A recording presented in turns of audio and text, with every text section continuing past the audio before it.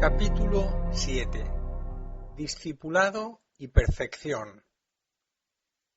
Algunos aspirantes espirituales de muy buena fe, con muy buenas disposiciones para el trabajo interno, alimentan la falsa idea de que el discípulo que ha logrado establecer contacto con el maestro es un ser humano plenamente feliz, libre de esos contratiempos, problemas y dificultades tan comunes al género humano.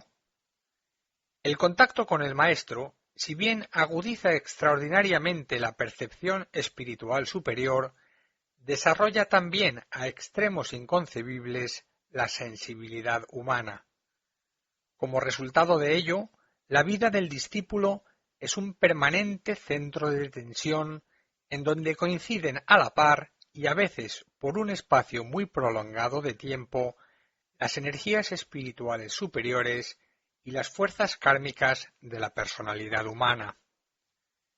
Existen por una parte las obligaciones naturales y sociales comunes a todas las personas, o sea, los deberes familiares, profesionales y de relación obligada con los demás, y por la otra, los altos deberes impuestos por el grado de desarrollo espiritual alcanzado en el sendero, así como los que le vienen impuestos por las necesidades de su particular campo de servicio.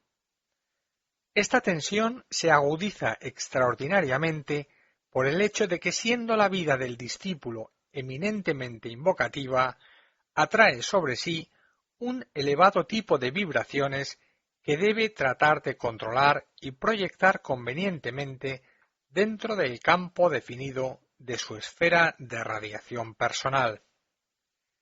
Estas altas vibraciones son de tres tipos: las que proceden de su propia alma, las que provienen de la rama al cual pertenece y las indescriptibles del maestro que lo está preparando para la iniciación. Mantenerse en equilibrio en el centro de esta triple vertiente de energías superiores de rayo es tarea muy difícil, pero forma parte inexorable de la vida del discípulo. La mayoría de los aspirantes espirituales en el sendero de probación acostumbran a ver solamente el lado agradable de este proceso, es decir, la delicia inefable del contacto con el maestro, el derecho de ingreso en una rama, la conquista del conocimiento esotérico y el control y desarrollo de ciertos poderes psíquicos. Frecuentemente olvidan el lado desagradable o difícil creado por el choque y fricción de las energías superiores invocadas sobre el cuerpo kármico del discípulo. Este, a igual que todos los seres humanos, se debe a una ley de herencia interna y externa, cuyos distintos aspectos, gravitando sobre su ánimo, le producen a veces gran confusión y profundas contrariedades. El discípulo es, simbólicamente hablando, una presa que se disputan a la par Dios y el diablo, el ángel de la presencia y el morador del umbral, los testigos de la luz y los ángeles de las sombras. La lucha que tiene lugar en los tres niveles de actividad personal del discípulo, mente concreta, cuerpo emocional y cuerpo físico, da lugar a intensas crisis cuya grandeza, profundidad y dramatismo raramente son justipreciadas por cuantos le rodean. Bastará decir que el discípulo se halla clavado en la gran cruz de la experiencia. El karma humano, simbolizado por el brazo horizontal de esta cruz, y la oportunidad divina o sendero espiritual, simbolizado por el brazo vertical de la misma, han de llegar a un total equilibrio antes de que el discípulo se convierta en un iniciado, en un hombre perfecto. En tanto que este hecho no se produzca, y el camino de tal realización es largo y penoso, pueden pasar varias vidas, en el transcurso de las cuales se suceden las experiencias a un ritmo vertiginoso, con su consiguiente secuela de problemas y de adversidades. Felizmente, el discípulo conoce ciertas reglas y maneja ciertas leyes que endulzan su vida y le permiten soportar la tremenda presión del torbellino de fuerzas en que se haya sumergido.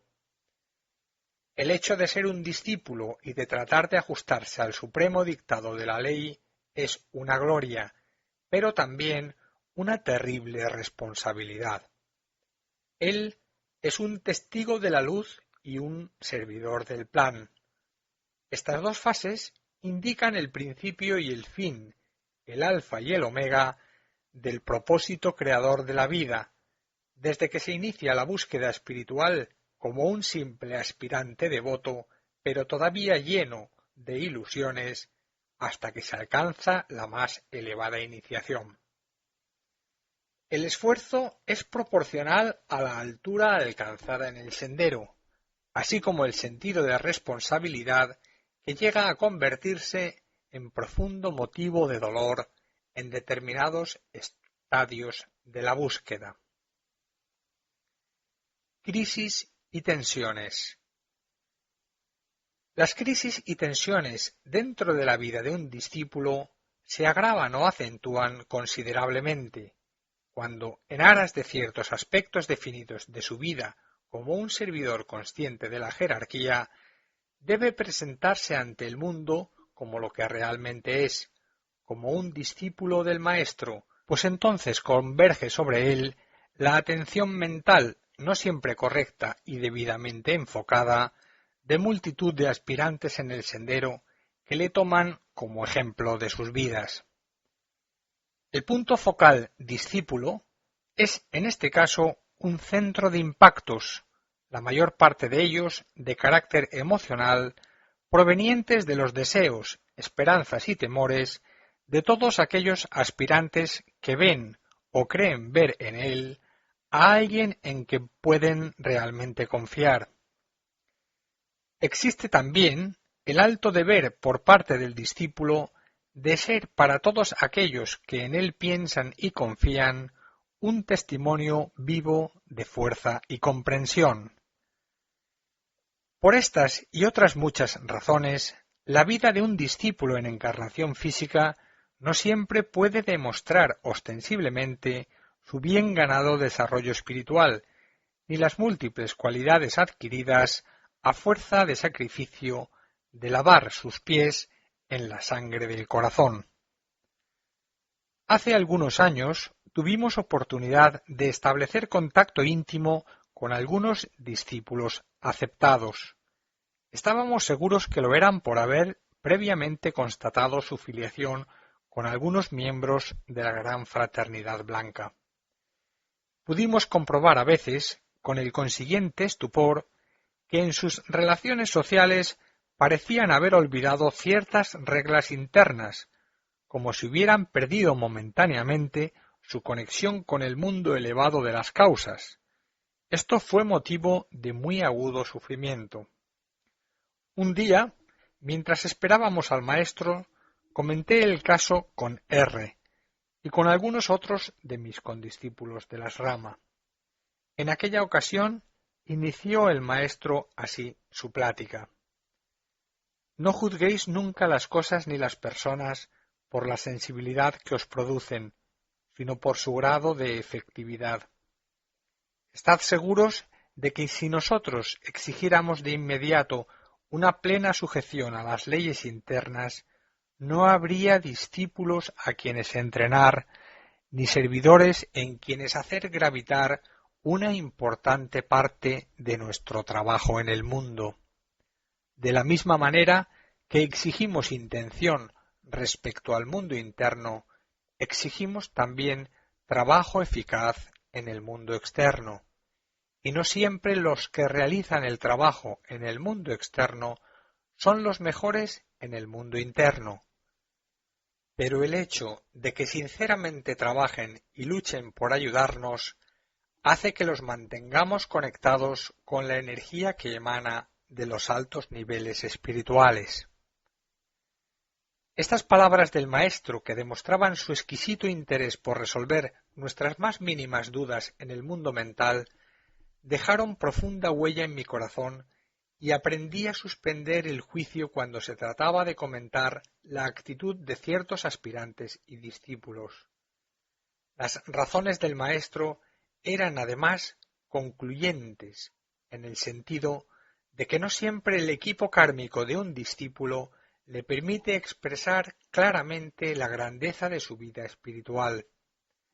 Esta circunstancia hace que las reglas de humildad que se aprenden en el asrama y deben practicarse en el mundo sean la mayor salvaguardia del discípulo en lo que a la crítica humana se refiere. Misión y sensibilidad. Existen particularidades en la vida de un discípulo que no pueden ser juzgadas con ligereza por aquellos que pretenden estar hollando el sendero. Debemos recordar al respecto las palabras del maestro de K. La sensibilidad es una prueba de evolución espiritual, pero es también una prueba kármica en la vida del discípulo. Existe una relación muy directa entre prueba kármica y crisis iniciática. Esta relación se basa en el hecho de precipitación de energías dentro de la vida del discípulo. Los cuerpos periódicos del mismo, mente concreta, cuerpo emocional y cuerpo físico, altamente sensibilizados, actúan como un potente imán que atrae sobre su personalidad una considerable cantidad de karma que normalmente hubiera precisado varias vidas para ser consumado. Esta circunstancia sitúa de nuevo frente a nosotros el problema de aceleración del proceso evolutivo planetario del cual el discípulo es un elevado exponente. La humanidad como un todo sufre también las consecuencias del tremendo despliegue de energías planetarias y extraplanetarias puestas en juego en estos drásticos momentos de aceleración evolutiva o de precipitación kármica, y la interminable secuela de guerras y conflictos reseñados por doquier y desde el principio mismo de la historia, así como las terribles convulsiones geológicas en muchas partes del mundo, son una prueba de potencia de estos terribles impactos. Esta afirmación no es en manera alguna un intento de justificar la guerra o cualquier convulsión social o geológica, sino simplemente un deseo de evidenciar el pesado bagaje kármico que subyace todavía en el fondo subconsciente de la humanidad y que la potente presión de las energías superiores de precipitación pone a flote en la superficie de la conciencia para que eventualmente pueda ser liberado. El discípulo es, en todo momento, una dramatización superior del estado de conciencia humana en un momento cíclico o histórico del mundo, y contemplando su vida llena de crisis y tensiones, se perfila una imagen clara del destino de emergencia espiritual para la cual se está preparando y se está preparando a sí mismo en sus distintos niveles toda la humanidad. Los asramas de la jerarquía tienen, pues, una misión bien definida en estos momentos cruciales de la historia humana. Las palabras crísticas «llamad y se os abrirá», «pedid y se os dará», se refieren exactamente a este derecho de entrada en los asramas, pues es en los mismos donde se prepara el ser humano para su glorioso destino espiritual. Tal derecho, pagado a precio de alta devoción y sacrificio en determinadas etapas, está hoy día al alcance de todos los aspirantes del mundo. no existe una limitación para el enorme deseo del hombre de progresar y de ocupar un puesto de honor dentro de las filas de los servidores de la humanidad. Cuando por primera vez fuimos admitidos en el asrama, después de formular los correspondientes votos o juramentos, ante quien puede hacerlos realmente sagrados e inviolables, tuvimos el honor de escuchar mucho de lo que les estoy diciendo de labios de nuestro glorioso mentor. Una de las cosas que el maestro recomendó especialmente fue que viviésemos profundamente apercibidos de la hora solemne que estaba viviendo la humanidad, no sólo por la entrada de nuestro planeta dentro de la zona de influencia de la constelación de Acuario que marca el destino de la nueva era, sino también por las enormes presiones de energías extraplanetarias y de allende nuestro sistema solar que convergían sobre la Tierra, preparando a la humanidad para ciertos cambios fundamentales dentro de las estructuras de la sociedad organizada donde realiza actualmente su evolución. Estamos viviendo unos momentos realmente dramáticos y decisivos en la vida de la humanidad, y todos podemos contribuir inteligentemente y con buena voluntad a resolver las agudas crisis y tensiones de este angustioso periodo mundial. Piensen constantemente en la posibilidad de ser admitidos en un asrama, en su asrama. No se crean inferiores a otros que se encuentran ya allí. Pueden establecer también relaciones y vinculaciones de orden espiritual superior si mantienen firmemente el propósito de buena voluntad, de amar y de servir. Vale la pena intentarlo. Al final de cierto estadio, el maestro aparecerá para decirles: habéis llamado, entrad, habéis pedido, tomad. Y empezarán entonces a ser desgarrados los velos del templo que ocultan la infinita grandeza de sus propias vidas. Cuando el discípulo está preparado, es decir, cuando ha penetrado profundamente en una dimensión de vida superior a la normal, surge el maestro. Tal acontecimiento viene precedido de una pequeña luz que irradia desde el centro superior de la cabeza del aspirante y que va creciendo hasta hacerse visible por aquel que desde el principio mismo de los tiempos tiene enlazada su vida con la suya. Es en este momento, y no antes, que el término discípulo empieza a tener un significado real y práctico y no simplemente teórico. La vida del aspirante empieza a sufrir entonces profundas modificaciones.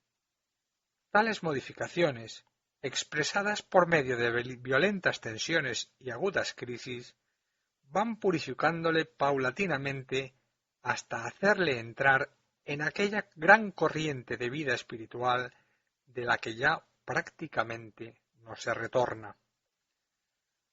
Todos sabemos naturalmente estas cosas que a fuerza de decirlas se han convertido en tópicos habituales, de ahí que su significado realmente místico y espiritual y su aplicación práctica y esotérica sólo están reservadas a aquellos que están verdaderamente conectados con el supremo propósito de la vida.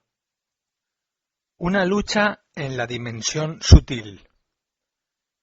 Las personas que por ignorancia, más que por otra causa, practican el mal, sólo pueden atacar el aspecto inferior de aquellos contra los cuales sienten alguna forma de animosidad o antipatía. Utilizan a este fin cosas físicas, etéricamente relacionadas con los sujetos que son centro y blanco de sus malas intenciones, y actúan luego decididamente contra estas cosas. Esta actividad se transmite por simpatía de vibraciones en aspectos definidos de mal sobre quienes fueron propietarios o utilizaron tales cosas, y se establece así una corriente ininterrumpida de mal que va desde quien lo practica a la cosa u objeto de referencia y de ahí al sujeto a quien se pretende perjudicar, una corriente magnética que de no ser debidamente atajada por destrucción de tales elementos físicos de referencia, llega a destruir progresiva y sistemáticamente la red etérica protectora de determinados órganos físicos sobre los cuales se actúa, hasta provocar la muerte física por destrucción de aquellos elementos de defensa o a provocar tensiones negativas de orden moral o emocional que pueden derivar asimismo hacia la obsesión y a la locura. Toda forma de magia negra obedece a idéntico principio de separatividad humana, de negación de la luz espiritual, es decir, al triunfo de la ignorancia, del egoísmo y de la mala voluntad sobre las correctas intenciones de los hombres. Existe, no obstante, una notable diferencia desde el ángulo esotérico entre las formas de magia negra. La diferencia no es de base o de principio, sino de intensidad, de grado o de nivel. La magia negra del ignorante sólo bordea las orillas de lo físico y de lo astral inferior. La magia negra del verdadero mago negro, de aquel que sabe perfectamente lo que hace, se origina principalmente en el plano mental concreto y actúa conscientemente y con pleno conocimiento de causa, persiguiendo unos fines que no atentan solamente contra la seguridad física, emocional o mental de determinados individuos, sino que se enfrentan decididamente y utilizando grandes poderes contra el plan mismo del Creador, contra el proceso de la evolución humana y muy definidamente contra todos aquellos que de uno u otro modo han decidido colaborar en el desarrollo de este plan. Ahora bien, los magos negros, a los que yo por experiencia debo referirme, van mucho más allá, tal como anteriormente he dicho, no sólo por la inteligencia que despliegan, sino por el gran poder que utilizan. Una de las razones más importantes desde el ángulo de estas consideraciones es que los magos negros propiamente dichos están organizados en forma de logia, siguiendo sus miembros idéntico o muy parecido sistema de entrenamiento y proceso de iniciación a los que se adaptan las gloriosas huestes de la luz que constituyen la gran fraternidad blanca del planeta. Al estar sujetos los magos negros en sus distintas gradaciones a este sistema de entrenamiento científico que involucra el conocimiento de la ley que regula las energías y fuerzas planetarias y de ciertos mantras de invocación de los devas inferiores o elementales de las sombras que viven y se desarrollan en el seno profundo de lo que podríamos llamar subconsciencia planetaria, el alcance de su poder es enorme y su radio de acción se extiende incluso y alcanza la vida de los propios discípulos mundiales en proceso de alineamiento con sus almas y de integración con la vida espiritual. Afortunadamente para estos discípulos y para la humanidad entera, el poder de los magos negros termina en las fronteras del mundo espiritual, allí donde empieza la verdadera y fecunda actividad de los hermanos mayores de la humanidad, de los maestros de sabiduría e iniciados de la gran logia blanca y el poder beneficioso de las huestes de la luz. Hay que reconocer, no obstante, que hasta que los cuerpos inferiores de un discípulo no estén debidamente purificados y controlados, la actividad de los magos negros puede hacer mella sobre ellos y convertirlos en centro de sus terribles y maléficos ataques. Deseamos ilustrar más amplia y definidamente sobre este difícil pasaje en la vida de un discípulo espiritual y para ello me remitiré a mi propia experiencia personal. Tentación y magia negra. No voy a repetir aquí algo que todo verdadero aspirante espiritual debe forzosamente saber respecto al poder invocativo de los fuegos mayores o de redención por medio de cientos mantras sagrados. Me limitaré únicamente a decir que dentro de una rama de la jerarquía en donde se supone que el discípulo que del mismo forma parte se haya convenientemente preparado espiritual y personalmente, sólo con mucha discreción y reticencia, se le confían fórmulas mantrámicas de alto poder invocativo, y aun, en todo caso, cuando la presión de ciertas circunstancias o la gravedad de un caso concreto así lo justifiquen. En cierta ocasión, hace de ello unos años, tuve oportunidad de experimentar directamente sobre mi vida personal el ejercicio de esta ley reguladora de transmisión de mantras de poder o de invocación de los fuegos sagrados de la naturaleza. Mi alma primero y mi maestro después fueron los sagrados vehículos de aquella espiritual transmisión. Los hechos, como siempre, eran consecuencia de un ferviente e intenso vivir en pos de la realidad superior presentida. Pero vean por favor los hechos. Se trataba específicamente de contrarrestar la acción sobre mi vida mental y psíquica de unas potentes maléficas influencias provenientes, según pude comprobar más tarde, de ciertas zonas definidas de mal radicadas en remotos y sombríos lugares del planeta. Las cualidades de bien que empiezan a desarrollarse en la vida de un discípulo atraen inmediatamente la atención no sólo de las fuerzas bienhechoras de la naturaleza, que encuentran en ellas un nuevo cauce para su expresión, sino también, y en forma todavía más acusada, dadas las características kármicas del discípulo, de las aviesas intenciones de los adeptos y miembros de la llamada Logia Negra del planeta, una corporación de seres, no me atrevo a llamarlos humanos, que practican conscientemente el mal y se oponen deliberadamente al bien. Estos desgraciados seres, inteligentes pero sin corazón, se alimentan, por así decirlo, de la sustancia de las sombras, trabajan mayormente durante la noche y se aprovechan para el logro de sus innobles fines de la debilidad espiritual de una parte considerable de la raza humana, de las energías de baja vibración generadas por las entidades situadas en el arco descendente o de involución de la vida planetaria, del poder engendrado por la espantosa lucha del deseo inconsumado de los hombres, del oscuro fluir astral y etérico de sus bajas inclinaciones y del terrible choque que en el mundo mental sostienen las ideas y voluntades de los seres humanos que originan la gran herejía de la separatividad humana con su espantosa secuela de guerras y conflictos. Toda esta fuerza, esencialmente material, separativa y destructiva, es aprovechada por los señores de las sombras, por esos expertos magos negros, para fomentar dentro de las conciencias humanas las semillas del odio y de la destrucción, y se centra preferentemente contra la vida de aquellos que por comprensión superior y en forma definida y constante empiezan a liberarse de sus particulares egoísmos y seguir las sendas del bien. Como me encontraba a la sazón en aquel caso, no pude escapar ni a la regla ni al proceso, siendo en lo que al discípulo se refiere, la regla la tentación y el proceso la crisis.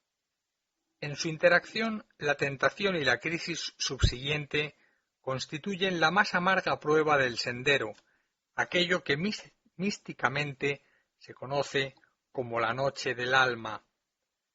Pero si se mantiene la firmeza espiritual y se acepta noblemente y sin rencor el desafío de los hechos, el alma penetra entonces más profundamente dentro de la luz, amor y poder de aquel que es guía espiritual de nuestra vida. Horas terribles. Durante el desarrollo de aquel proceso al que me refiero, pasé horas muy terribles coloreadas de un profundo dramatismo, más acusadas todavía por el hecho de que en aquellos momentos me era negada incluso la posibilidad de invocar la energía interna. Durante un período bastante prolongado de tiempo no me era permitido siquiera dormir. En mi alcoba se daban cita a la hora del descanso nocturno una serie de entidades de aspecto terrorífico que una y otra vez me atormentaban con visiones deprimentes que diluían mi imaginación y envenenaban mi ánimo. Me era absolutamente imposible concentrar mi mente en el maestro y en el asrama. Cuando empezaba a recitar la gran invocación, una fórmula de gran poder que siempre me conectaba con la energía de los altos lugares, ruidos por todas partes de la habitación me impedían coordinar las distintas estrofas de la misma. La imagen de Cristo que habitualmente percibía con gran nitidez y me servía de luminoso punto de referencia en mis meditaciones, era suplantada por imágenes horribles y bestiales. En el desarrollo de este, para mí, nuevo e inesperado proceso, que consideraba trascendido desde mi ingreso en el asrama, pude comprender por mí mismo el alcance universal y profundo de aquel estado que llamamos de tentación. Tentaciones eran en efecto todas las intromisiones de mal dentro de mi conciencia, es decir, de aquellas visiones morbosas unas, nefastas otras, de aquellos ruidos, profundos dolores de cabeza, incapacidad de concentración, pérdida de percepción espiritual y una creciente debilidad física. Toda aquella horrible pesadilla era concretamente una invitación a volverme atrás del camino espiritual que había emprendido, y me hubiese resultado ciertamente fácil hacerlo renunciando a la vida de servicio y de comunión con el asrama y el maestro, y hacer la vida normal y corriente de la inmensa mayoría de los seres humanos. La vida de un discípulo no es, sin embargo, una vida común y corriente, entendiendo por ello un plegamiento sin lucha y sin resistencia al fluir de lo habitual. Es, por el contrario, una vida de esfuerzo y de sacrificio que ha de conducir a la perfecta integración espiritual. Como se dice muy bien en ciertos textos sagrados relativos a la vida de un discípulo en encarnación física, la peor tentación es vivir sin tentaciones, pues la tentación hace surgir a flor de conciencia las debilidades ocultas del discípulo, aviva los rescoldos de pasión de un fuego que parecía muerto, pero que sólo estaba dormido, y muestra las profundas sutilezas de personal morbosidad incrustadas en los desconocidos repliegues de la conciencia que deben ser destruidas antes de enfrentarse con el terrible poder del fuego iniciático. El maestro nos había advertido ya de la existencia de estos sutiles impedimentos dentro de la conciencia, pero yo había aceptado sus palabras más como una enseñanza teórica destinada al equipo de nuestro conocimiento que como una sagrada advertencia a vivir profundamente apercibidos frente a la inevitable condición humana de nuestra vida kármica. En lo más intenso de la lucha, mientras se desarrollaba el proceso, tuve de improviso un luminoso vislumbre del alcance universal de las palabras del maestro y decidí renunciar al descanso y al placentero diálogo con lo habitual y aceptar el creciente desafío de los hechos, tratando de paliar en lo posible los impactos dirigidos contra mis cuerpos sutiles por los magos negros. No sabía cuánto podía durar aquel estado de cosas, sólo sabía que debía resistir, luchar y ampararme en el bien de mi alma. Durante el día, mayormente durante el período solar, el más favorable para la meditación espiritual, me esforzaba por reagrupar mis pensamientos esparcidos y debilitados y dirigirlos hacia el maestro y el asrama, prosiguiendo lo mejor que me era posible mis tareas profesionales y las propias del campo de servicio que voluntariamente había elegido. Mientras tanto, mi cuerpo físico cada vez más debilitado por efecto de esta lucha, mayormente por la imposibilidad de dormir y descansar por las noches, amenazaba llegar por desgaste a un punto crítico de tensión, pasado el cual sólo era previsible la aniquilación física con la pérdida de una oportunidad cíclica de evolución espiritual. Fue precisamente al llegar a este punto de extrema tensión cuando sobrevino la acción universal. La acción universal. Una noche, mientras me hallaba como desde hacía ya tanto tiempo bajo la presión de las fuerzas negativas a las que anteriormente hice referencia, y me preparaba ya para pasar a otra noche sin poder dormir y afrontar pacientemente todas las posibles y extenuantes molestias de aquellas fuerzas que habían hecho ya acto de presencia dentro de mí y a mi alrededor, oí resonar clara y distante dentro de mi conciencia la voz del Maestro. Un profundo y extraordinario sentimiento de gozo hizo desbordar de ternura mi corazón acongojado. En aquella ocasión el Maestro se limitó a decirme: «El momento es llegado. Pronuncia conmigo y graba en tu conciencia estas palabras». Se trataba de un mantram específico de gran poder, relacionado, como pude averiguar más tarde, con el fuego de Shambhala. Era una extraña fórmula mágica, al parecer muy sencilla, pero dotada de ciertas inflexiones que yo trataba de repetir siguiendo el consejo del Maestro, y de ciertas pausas que sentía resonar poderosamente dentro de mí, como si yo fuese una campana hueca sometida a la acción de un tremendo badajo. Durante unos momentos, y en tanto seguía yo recitando bajo la guía oral del Maestro aquella fórmula mágica de invocación superior, me pareció recordar vagamente aquellas cadencias y aquel ritmo. En efecto, aquel mantram traía a mi recuerdo sonidos de un aire familiar, como si no fuese aquella la primera vez que yo los emitía o los escuchase. ¿Sería aquella la invocación directa del ángel solar, de mi verdadero yo espiritual, o acaso una síntesis a mi alcance en aquellos momentos del poder del rayo espiritual de mi vida que se expresaba a través de mi alma solar o interna?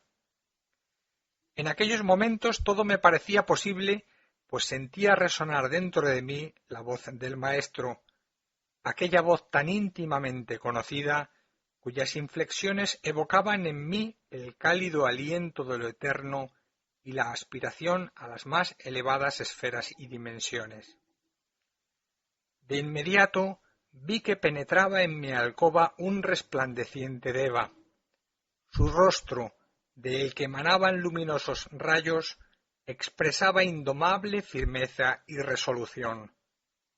Llevaba en su diestra una espada centelleante de la que emanaban ígneos destellos y la dirigía describiendo movimientos circulares extraordinariamente rápidos contra todas aquellas sombras y formas terroríficas que desde hacía tanto tiempo se habían enseñoreado de mi alcoba y de mi ánimo. Aunque esta lucha parecía tener lugar fuera de mí, por cuanto me era posible presenciarla, sentía que se desarrollaba profundamente dentro de mi corazón, y me sería imposible describir los espantosos gritos, gemidos y blasfemias que originaba en lo más íntimo de mí mismo la acción de la espada flamígera del Deva.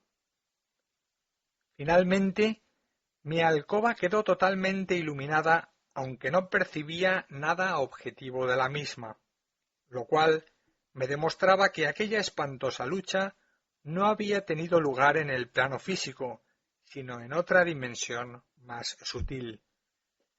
Sólo percibía en aquellos momentos luz y dentro de la luz al ángel de la presencia, al poderoso Deva solar que había acudido a socorrerme y que ahora, al contemplarle serenamente, me parecía íntima y extrañamente familiar, como si fuese parte consubstancial de mí mismo.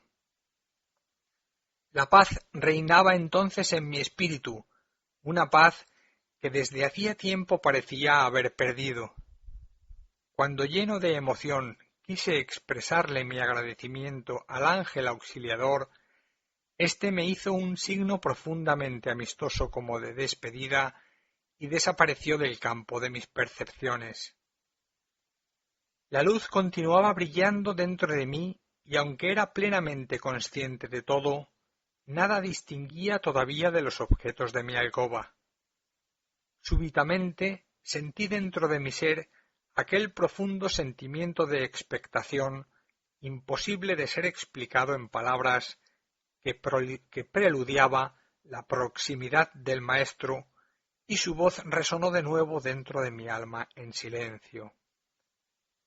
Entonces lo vi por primera vez fuera de las ramas, allí a mi lado, en el interior de mi humilde alcoba, jamás tan humilde ante su presencia.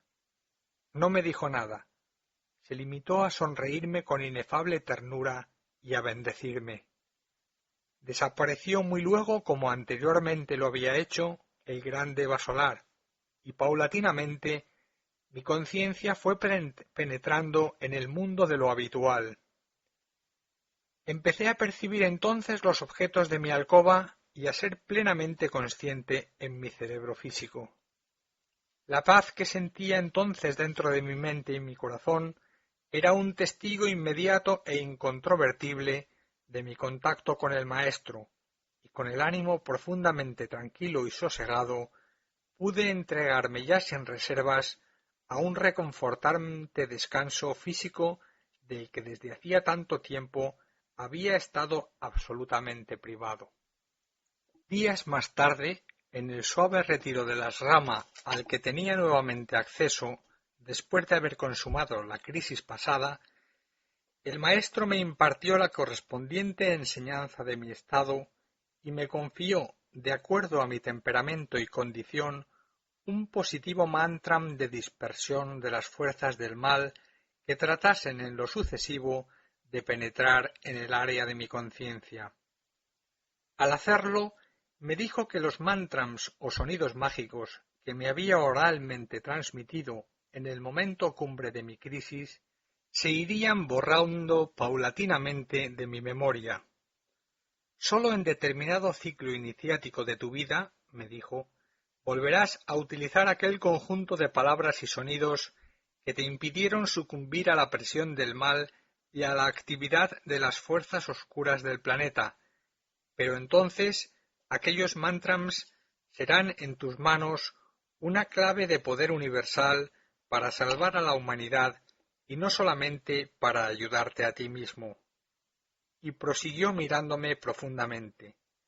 Te darás cuenta entonces que aquella voz, la voz del ritmo solar, expresado en ciertas cadencias, sonidos y definidas palabras, era tu propia voz, la voz de tu alma, del ser inmortal, cuya eterna liberación y retorno a la patria solar dependen única y enteramente de tu plena adaptación a las leyes del universal servicio y de fraternal abnegación en favor de los demás, como lo hicieron el Buda, el Cristo y todas las personalidades insignes de la raza.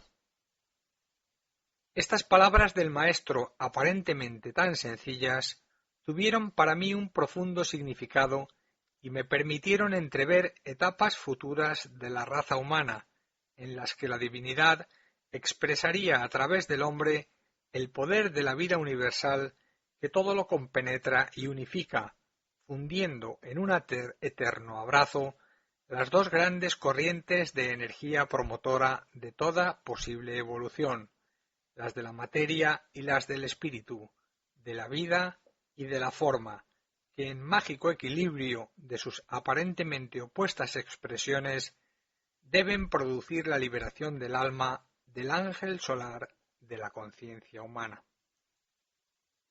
Capítulo 7. Continuación. El ángel de la presencia. Desearíamos que la experiencia que acabamos de relatar hubiese cumplido su finalidad de ilustrar sobre este punto tan vago e incierto de lo que en términos religiosos se le denomina tentación.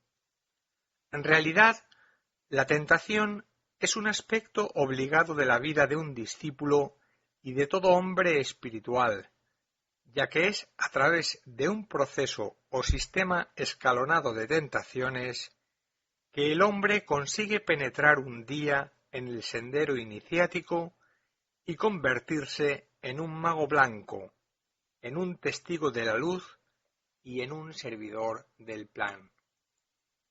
Hay una relación directa, regida siempre por las leyes de la analogía, entre las tentaciones, las crisis y los periodos de emergencia espiritual.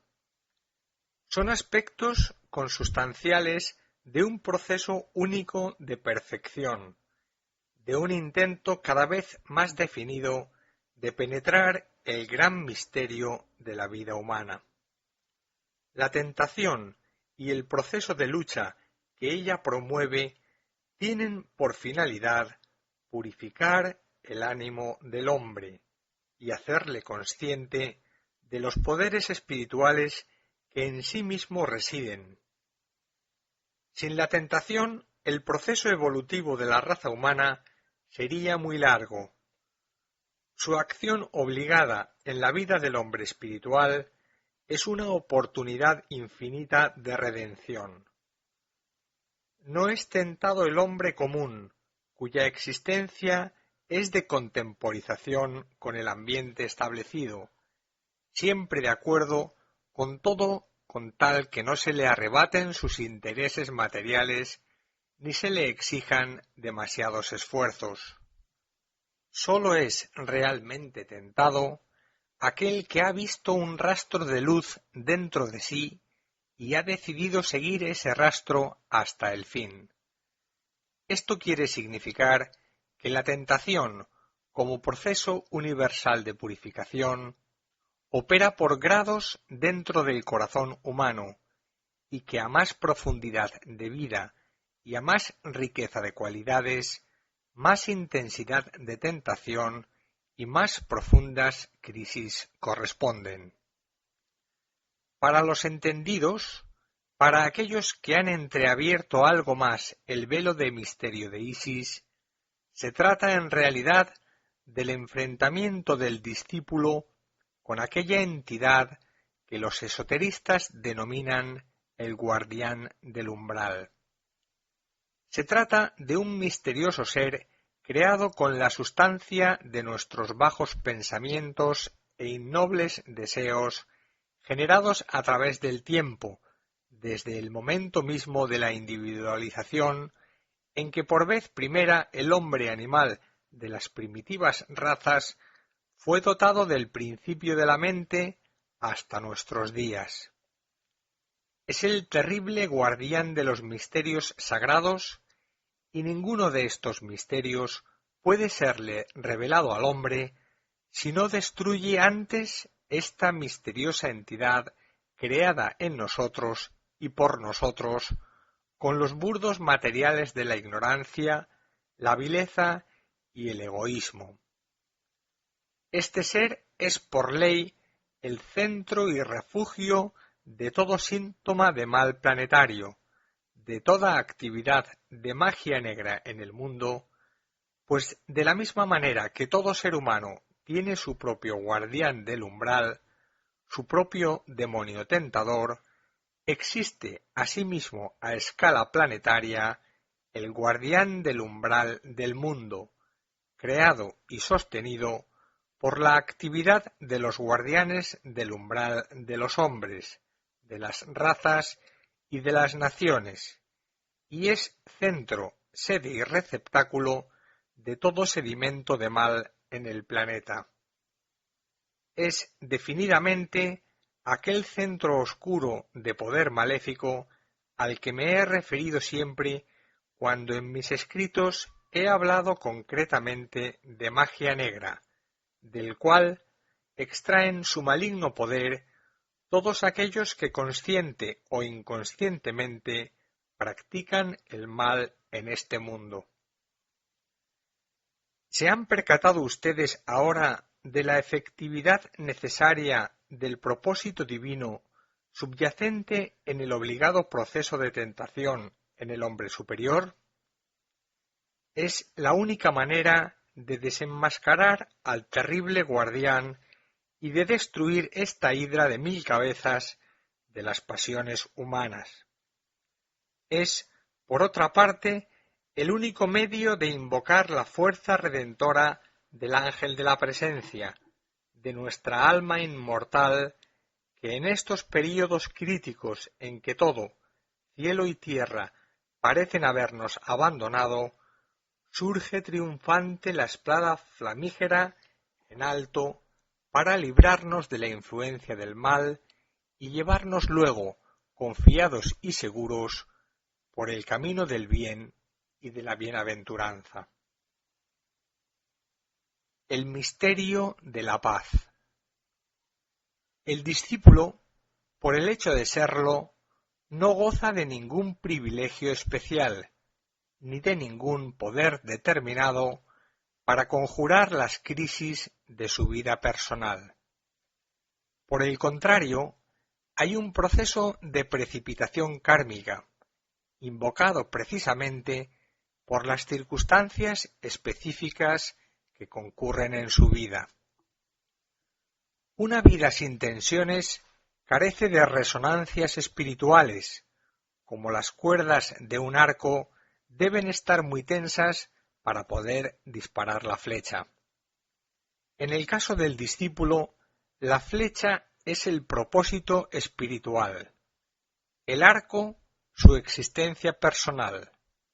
Las crisis son, por analogía, la potente fuerza que origina la tensión de la cuerda. La mayoría de los aspirantes saben esto, pero una cosa es saber de este proceso desde un punto de vista teórico y otra es sentirse arrastrado por el potente torbellino de las fuerzas de precipitación que motivan las potentes crisis y tensiones. Recordamos que fue en la época más tensa de nuestra vida cuando más agudos eran los problemas y más profundas las crisis que ingresamos a la rama al que nos honramos pertenecer. Las primeras experiencias asrámicas llegaban por aquel entonces muy confusas y borrosas a nuestro cerebro físico, constantemente involucrado en dificultades de orden personal. El contacto con el maestro y las enseñanzas recibidas llegaban a nosotros como frutos de un sueño.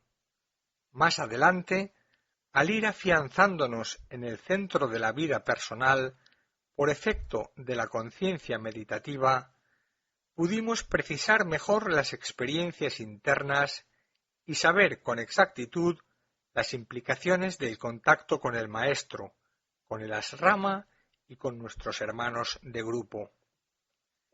Este fenómeno de conciencia asrámica vino en forma paulatina, como expresión natural de un proceso de alineamiento e integración con nuestra conciencia interna, con nuestro ángel solar. Señalar únicamente crisis de tensiones y problemas no sería justo. Las crisis profundas, sin intervalos de sosiego, sin oasis de paz o de serenidad en la esterilidad o sequedad aparente de aquel desierto de tensiones, causarían la muerte física por aniquilación de los resortes de contención de aquella fuerza avasalladora como la permanente tensión del arco llegaría a destruir la cuerda por desgaste. Esos intervalos de paz profunda, intercalados entre dos fases de una intensísima crisis, crean el equilibrio en la vida del discípulo, impidiéndole que sucumba o que se inutilicen sus vehículos de expresión. Tal como se haya escrito en uno de los libros sagrados de la logia, hay una paz que a toda comprensión trasciende. Es la paz de los maestros, de aquellos que moran en lo eterno. Una ligera brisa de esta paz, insuflada en el corazón del discípulo por la voluntad del maestro en momentos de dramática tensión, crea las requeridas condiciones de serenidad mental y estabilidad emocional para poder soportar sin desfallecer las más arduas pruebas y duras disciplinas de la vida personal. Es muy frecuente así el éxtasis de la contemplación en los momentos de soledad más profunda. Se trata de un silencio de paz entre dos sonidos de crisis. El resultado es visión y sus consecuencias inmediatas son el estímulo y la fuerza para seguir hollando el sendero hacia la meta. La paz es el poder dinámico que produce el equilibrio del universo. Su expresión en el mundo universal del sonido es la música de las esferas. La paz, tal como la experimentan aquellos que viven en lo eterno, es inconcebible para la mente humana. Es el propio impulso de la vida infinita del logos solar, expresada a través de todos aquellos que pueden responder a la tremenda magnitud de su propósito universal. Hablar de paz respecto al hombre es referirnos a un proceso de expansión espiritual con pleno conocimiento de causa. De ahí el énfasis que se presta en la enseñanza esotérica al espíritu de investigación y a la constante observación de los hechos que suceden a nuestro alrededor y por doquier. El proceso constante de investigación y la disciplina personal que a ella conduce orientan las actividades del aspirante espiritual por las sagradas rutas del propósito interno y hacia el mundo de las causas originales. El propósito espiritual inteligentemente revelado allega paz, un aspecto sintónico con aquel centro de paz que es el sol central del que se origina la vida del universo. Durante los primeros meses de nuestro ingreso en el asrama, tuvimos vislumbres de esta paz inmensa, de la que el ser humano no tiene ordinariamente noción. En ciertos momentos de tensión personal y cuando el proceso kármico de nuestra vida era más profundamente doloroso, sentíamos de improviso una oleada de paz infinita dentro del corazón que aislaba completamente de todas las inquietudes y dificultades. Esta paz no era siempre consecuencia de un contacto con nuestro ángel solar, con nuestro yo superior, sino el fruto de la intervención compasiva del Maestro que unía momentáneamente nuestra conciencia a la suya, liberándonos transitoriamente de problemas, mejor dicho, aislando nuestra mente de los mismos y ofreciéndonos una visión más profunda y sosegada de la vida. Era como una fresca brisa en la reseca aridez del desierto, como un relámpago que iluminaba de improviso con su cegadora luz aquellos momentos sombríos de soledad espiritual. Pero estos momentos gozados con la fruición del sediento peregrino en el desierto ante el fresco manantial, nos dieron siempre la medida de lo eterno, elevándonos por encima de nosotros mismos y haciéndonos conscientes de la relatividad de los problemas de nuestra existencia personal. Aquella paz, transmitida por la generosa atención del Maestro, no nos liberaba del karma personal, pero nos daba una visión certera de las condiciones que debían ser alteradas y nos ofrecía una visión de conjunto de las circunstancias que nos envolvían. Veíamos nuestros problemas como ajenos, los analizábamos desde arriba y hacia adentro, y no desde abajo y hacia afuera, que es donde habitualmente trata el hombre de resolver sus problemas y dificultades. De la misma manera que el estudio de un rayo de sol puede darnos una idea del sol, por cuanto sus cualidades se expresan a través de todos y cada uno de sus rayos, así nosotros, humildes aspirantes en el sendero espiritual, reconstruíamos dentro de nosotros, por efecto de aquellos momentos solemnes de paz, la paz infinita de lo eterno, y escuchábamos dentro de nosotros algunos de los mágicos sonidos que transmiten al oído espiritual las esferas en movimiento dentro y más allá del círculo no se pasa de nuestro universo.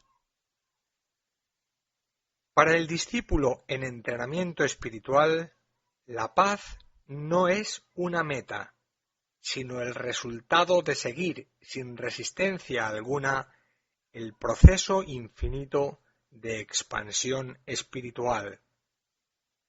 No se va a la paz por la voluntad de alcanzarla, sino cuando, olvidados de todo, empezamos a unirnos al mágico concierto de la creación.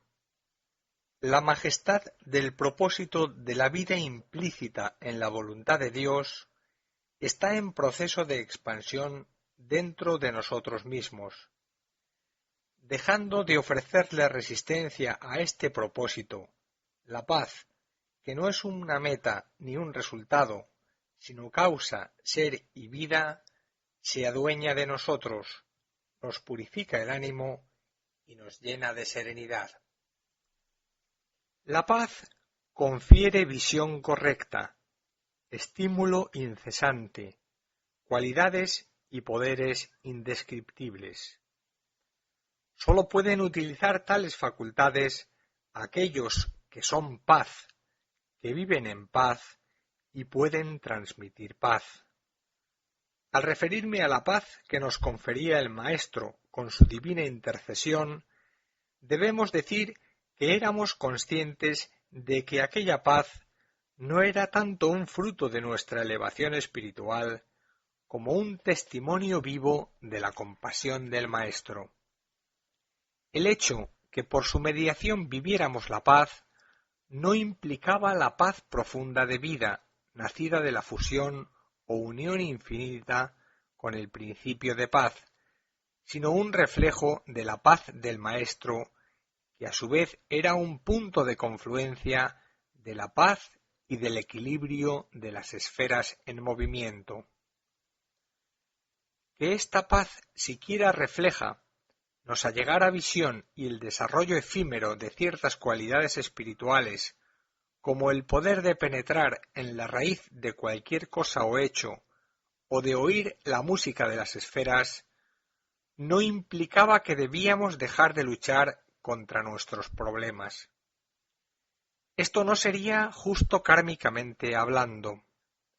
Es cierto que puede existir un proceso de sustitución mediante el cual el Maestro, Señor de compasión infinita, puede cargar sobre sí el peso kármico de la vida personal de un discípulo, pero sólo se utiliza esta circunstancia cuando hay un servicio especial, asrámico, para el cual este discípulo está plenamente capacitado y exige de él una mente y un corazón muy equilibrados para poder llevarlo a cabo. Este proceso de sustitución lo realizó Cristo hace 2000 años, en favor del gran discípulo que es la humanidad como un todo. Su intercesión favoreció el gran impulso de vida que ha culminado después, con el transcurso de los siglos, al actual acercamiento humano de estos desarrollos, técnicas y descubrimientos de nuestros días, que aseveran el valor de sus infinitas palabras. Vosotros haréis cosas más grandes que las que yo he realizado. Los avances técnicos de estos finales de siglo son verdaderos milagros, prodigios inmensos considerados con la visión de las gentes que vivían en la Palestina de hace 2000 años. ¿Cómo adquirir la paz? He aquí la pregunta inmediata de todo aspirante sincero.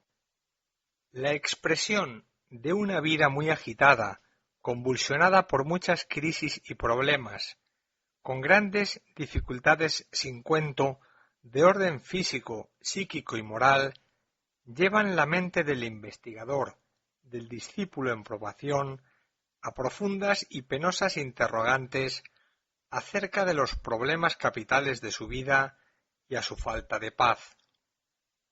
Él se pregunta muy sinceramente si existe dentro de su corazón algún resquicio abierto a la paz del Maestro, en quien cree y en quien confía, a pesar de no haber establecido todavía con él algún consciente contacto. El discípulo en probación y el aceptado saben que existe esta paz y saben también que esta paz es una condición en la vida de la naturaleza y no un simple estado de conciencia. Debido a ello, están persuadidos que esta paz no se halla circunscrita a las circunstancias efímeras de la vida personal, que sus raíces son más hondas que las que nutren la sustancia de una vida kármica determinada. El poder viene de más lejos, de más allá de todo cuanto la experiencia personal ofrece con tantos y tan variados matices. De ahí la dificultad de establecer relación con ella, de sentirse penetrados por ella. Los libros, aun los más sagrados, no pueden dar una noción de la paz. Pueden hablar de ella como de una consecuencia natural de vivir correctamente y dar incluso ciertas definidas ideas de lo que implica vida correcta en lo que al ser humano se refiere. Pero quede entendido que la paz no viene sólo con el conocimiento que de ella existe.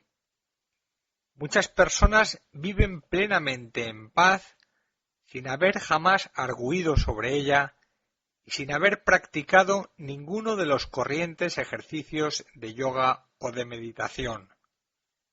Se trata de un proceso de vida, no de un proceso de disciplina. Esto deberían saberlo todos los aspirantes espirituales y no dejarse impresionar por tratados de ocultismo o de ejercicios de perfección espiritual. El solo discernir el valor de una cosa debería bastarnos para saber de su utilidad, pero frecuentemente cualquier cosa que entra por nuestros ojos u oídos llega a nuestro corazón sin pasar por el tamiz de nuestro discernimiento.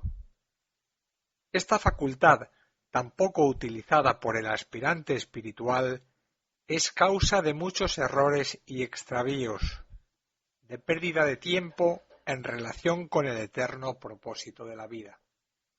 Lo que al aspirante espiritual interesa verdaderamente frente al gran misterio de la paz, que intuye pero que no es capaz todavía de vivir, es saber si existe algún sendero a su alcance para intentar abrir su corazón, su mente y su vida entera a las impresiones infinitas de la paz universal. Este pensamiento había asaeteado nuestro ánimo en muchas ocasiones, hasta que el maestro nos dio un día en el asrama una completa y para nosotros definitiva explicación. La paz, nos dijo, es la vida, no un elemento de la vida, una resolución, no una simple formulación. Vosotros, decía, Formuláis constantemente preguntas acerca de la paz y cómo obtenerla. Pero como la paz sois vosotros, en la eternidad de vuestro origen, cada vez que formuláis una pregunta acerca de la paz, veláis más bien que develáis esta paz en vuestra vida. La paz es un misterio más grande que la propia creación del universo, pues este universo es una creación y la paz está infinitamente más allá y por encima de todas las creaciones. La paz, nos iba diciendo el maestro, es causa y motivo de creación. Es el poder que promueve el aliento creador y trasciende, por tanto, manvántaras y pralayas. En el ejercicio del poder creador se halla el vehículo de la paz. No preguntéis por ella, ejercitadla. Ahora, continuaba diciendo, emplead la analogía.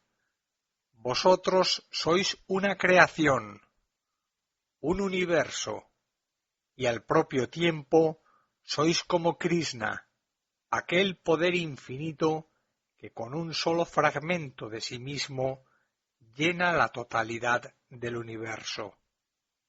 Lo esencial no es, pues, Arjuna, el pequeño fragmento con el cual llenáis vuestra vida de creaciones, incluyendo todos y cada uno de vuestros vehículos expresivos, sino vuestra infinita trascendencia, que como dioses que sois, es paz universal y propósito de vida.